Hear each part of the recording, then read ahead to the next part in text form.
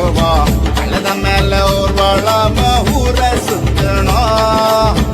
எங்க ஊரு மேகம் எல்லாம் எப்பவாச்சும் மழை பெய்யும். அப்ப நாங்க மின்னலுல போட்டோ பிடிச்சோம். தொப்புள் கொடிய போலத்தான் இந்த ஊரை ஓடணும். வெயில தவிர வாழ்க்கையில வேற என்ன அறிஞ்சோம். வெயிலோடு